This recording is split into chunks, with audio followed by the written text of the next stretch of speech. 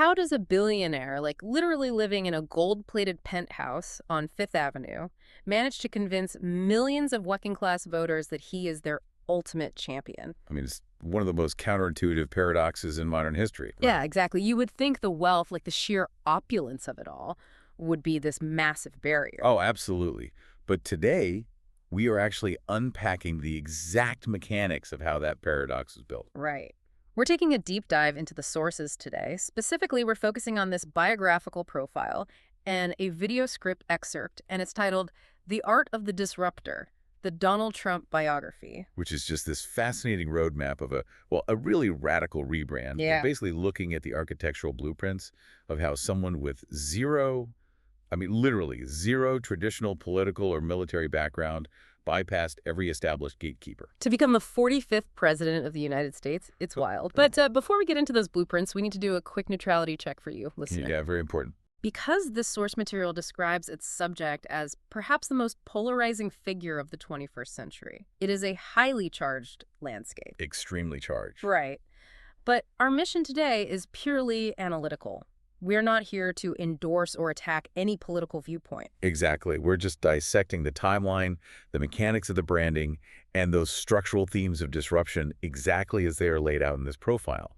Because that objective lens is really the only way to understand the strategy. Right. I mean, love him or hate him, the trajectory is historically unprecedented. You really have to strip away the emotion to look at the actual engine of this career. Okay, let's unpack this. If we think about building a massive, gleaming skyscraper, you know that the structure doesn't just start in the sky. No, it starts deep in the dirt. Exactly. You have to excavate and lay a foundation far below ground level before you ever see a penthouse. Yeah, that's a great way to look at it. So to understand the global political figure, we have to look at the structural foundation laid in Queens, New York. Donald John Trump, born in 1946, steps into this highly successful real estate business. Built by his father, Fred Trump. Right. But Fred was not building luxury. Oh, far from it. Fred Trump's empire was built on middle-class, reliable housing in the outer boroughs of New York. Which is safe, right? Yeah, from an economic standpoint, that is a highly insulated, basically recession-proof business model. People always need affordable apartments. True. It relies on volume and steady, predictable rent rolls. But, you know, it is not glamorous. Not at all. And the profile highlights that from a very young age, his ambition was drastically different. He takes over, fundamentally rebrands the family business to the Trump Organization, and just points the entire apparatus at Manhattan. Just a total pivot. Which is a massive escalation of financial risk. Yeah. I've been thinking about this, and it's like inheriting a reliable, highly successful local family diner. Right. Yeah. And immediately deciding to tear it down so you can build this extravagant, flashy, Michelin star restaurant right in the middle of Times Square. That is a huge gamble. Right. Does this specific jump from Queens to Manhattan reveal the absolute core of his future strategy, like where the image of luxury is just as important as the real estate itself? What's fascinating here is how that pivot represents his earliest act of structural disruption, leaving a proven, highly secure safety net for the volatile world of Manhattan luxury development. I mean, that required an entirely different playbook. Because it's so much more cutthroat. Exactly. You are dealing with high-stakes financing, brutal zoning battles, and just intense competition. Yeah. To survive that, you have to create a competitive advantage that goes way beyond just the brick and mortar. You have to create a premium aura. And that brings us to the actual mechanism of the brand. Because he wasn't just building towers, he was building a name that signaled extreme, unapologetic wealth. Trump Tower on Fifth Avenue, the casinos, the hotels. Right, but here is the critical business mechanic that the sources point to: licensing. At a certain point, the physical real estate actually became secondary to the intellectual property. Yeah, the licensing model is really the secret sauce of this era. In traditional real estate development, your growth is bottlenecked by your capital. You can only build as many buildings as you can afford to finance. Right. But if you spend a decade convincing the public that your name is synonymous with ultimate luxury, well, you can suddenly just lease your name to other developers. Wait, so they do the hard work? Exactly. They take on the construction risk, they take on the massive debt, and you get a premium fee just for putting your gold letters on their building. Wow. The brand itself basically becomes the most valuable asset. Which requires constant, unrelenting visibility. If the brand is the asset, you can literally never leave the public eye. Never. And that economic reality drives the thematic evolution of this entire roadmap we're looking at. Because once you've saturated the physical real estate market, where does a brand built entirely on attention go next? Right into living rooms. Exactly. Here's where it gets really interesting. He mastered manipulating audience attention to sell luxury real estate. And the natural limit test of that skill set was a full pivot into mass media. The television era. Yeah. We hit the year 2004, and a corporate real estate developer effectively becomes his own global pop culture mascot on The Apprentice. I mean, it's kind of bizarre if you think about it. It is, but that transition is an absolute masterclass in psychological audience capture. How so? Well, if you think about the cultural environment of the early 2000s post-dot-com bubble, massive corporate scandals like Enron and the American public had this really deep cynicism about corporate leadership. Oh, sure. The executives behind closed boardroom doors were basically seen as either corrupt or totally incompetent. Exactly. Then a highly produced reality show suddenly opens those boardroom doors. Right, but it's a curated, entirely fictionalized version of the boardroom. Totally. By putting himself at the head of that table, he wasn't just hosting a game show, he was bypassing the traditional financial press entirely. Oh, that makes sense. He was directly broadcasting a highly sanitized, highly effective narrative of leadership straight to the consumer. The catchphrase, "You're fired," wasn't just a fun cultural meme. It was everywhere, though. It was. But it was also a weekly televised projection of absolute authority and decisiveness. He was basically role-playing ultimate control. I actually look at it as an escalation of the licensing model we were just talking about. Oh, interesting. How do you mean? Well, he was no longer just licensing his name to buildings, right? He was licensing his persona to NBC. Yeah, that's a great point. He was getting paid millions to rehearse the act of executive power in front of 20 million Americans every single week.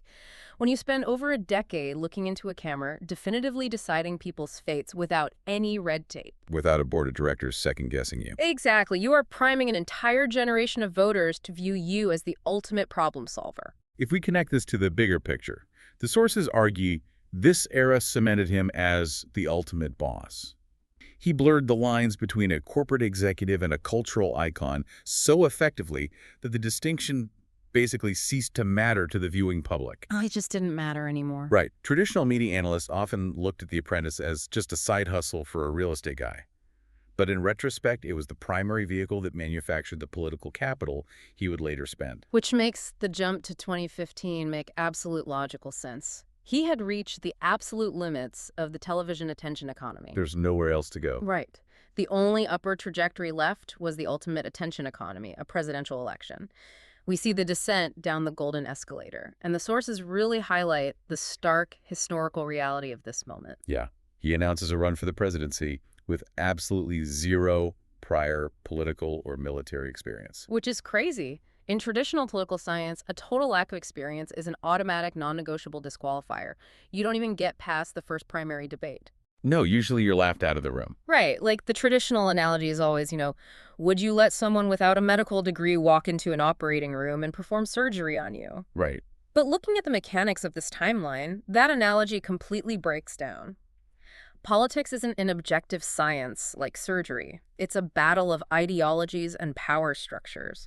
The 2016 campaign was not a job interview. It was a hostile corporate takeover.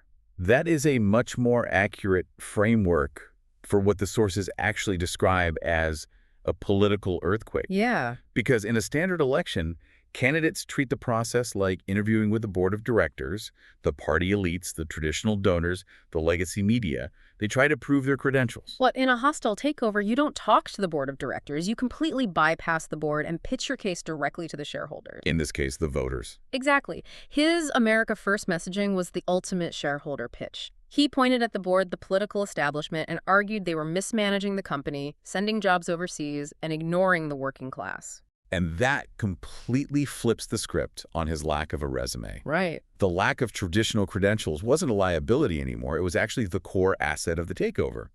If you genuinely believe the political establishment is a diseased, failing system, then having a resume built inside that system, like being a senator or a governor, It is a symptom of the disease. precisely. So his total lack of a political background was the actual proof that he wasn't infected by the establishment. Wow. And he walked into that arena already holding the ultimate boss persona. Yeah, the public didn't see an amateur. Thanks to a decade of reality television, they saw a ruthless executive who knew how to fire incompetent people. And the profile culminates this specific phase with the 2016 upset victory over Hillary Clinton. Right, a candidate who possessed perhaps the most extensive traditional political resume in modern American history. It was the ultimate triumph of the hostile takeover strategy. He bypassed the gatekeepers and secured the Oval Office. The disruption was complete. Yeah, but winning a hostile takeover and actually running the company are two completely different things. Exactly. And that brings us to the presidency itself, because the campaign was a massive earthquake, but governing for 4 years. I mean, the source material portrays it as this violently dense seismic event. The sheer density of historical milestones packed into that single term is just staggering. Yeah. And what the analysis reveals is a fascinating tension between orthodox conservative policy and profoundly unorthodox executive behavior. Okay, let's break down those mechanics. On one side of the ledger, you have major, tangible, legislative and structural shifts.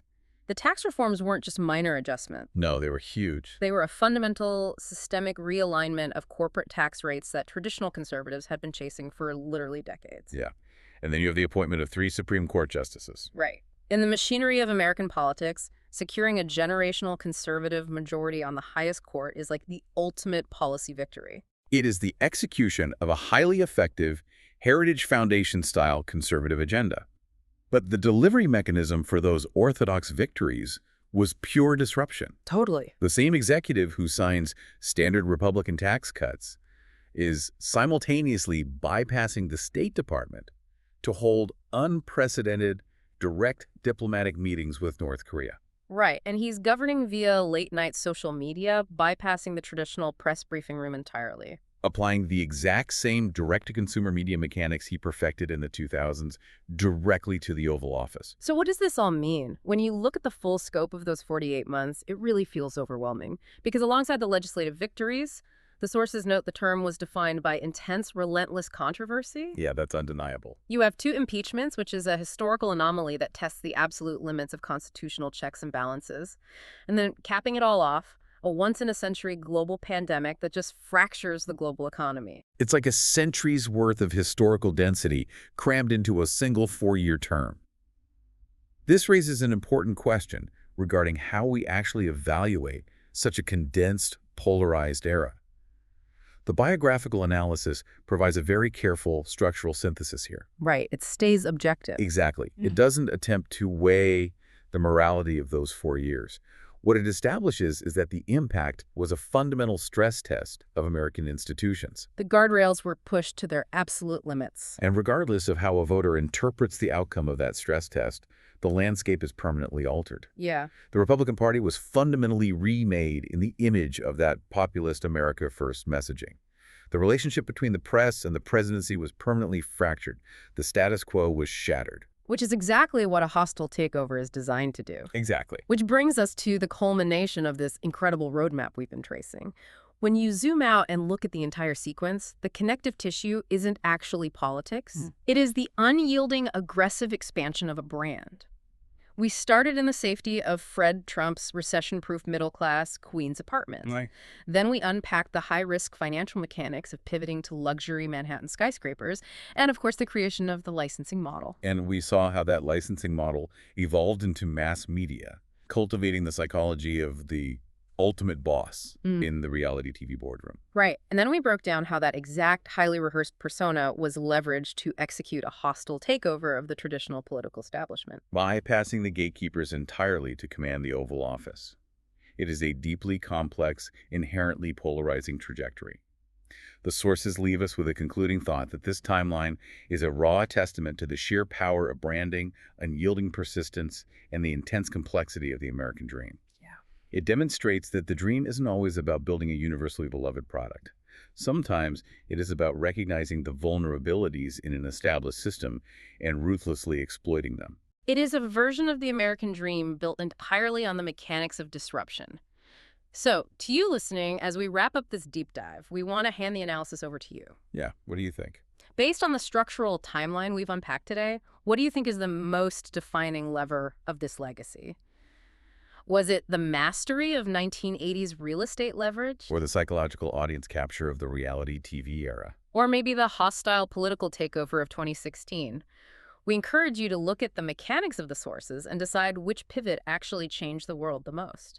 And I want to leave you with one final structural paradox to chew on, building on the profile's assertion that he remains a dominant force challenging the status quo today. Okay, let's hear it. Think back to the skyscraper analogy. If a person's entire brand, their entire methodology for acquiring and maintaining power, is built on being the ultimate disruptor, Yeah. the outsider throwing rocks at the glass building, what happens when their legacy becomes a permanent load-bearing pillar of that very building? Can a disruptor ever truly transition into being the institution? Or are they mathematically destined to continually break the foundations they themselves helped pour? Wow. If you build the skyscraper out of wrecking balls, can it actually stand? That was a phenomenal question to leave it on. Until next time, keep digging into the foundations.